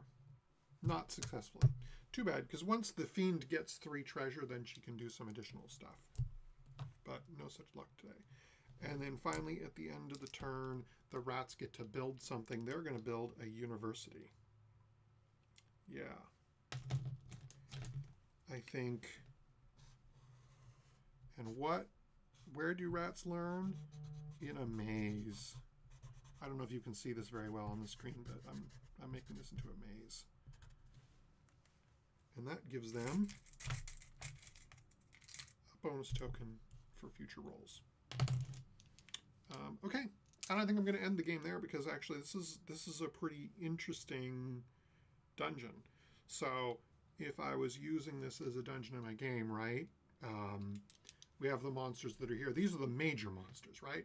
But even though the Sturges were wiped out, there's probably still Sturges haunting this area. And the alien spawning grounds, well, there are monsters in there that we haven't seen in this game because they weren't a major influence on the dungeon. But they could still be there if you were to use this as an inspiration for your D&D game or something. So, happy birthday, Adrian, February 2nd. Yes, I think I will have a version of this on Patreon by then for sure. My birthday is January 27th, so next week. Actually, I'm hoping to post this game on my birthday, so happy birthday to both of us. Thank you all for joining the stream. This was a fun day. And thank you to Brandon for sending me the stamps that I used today. These are super cool and fun. And the next stream will be in 2 weeks, and maybe we'll do some art for a change. So have a good weekend, and don't forget to build dungeons. Bye.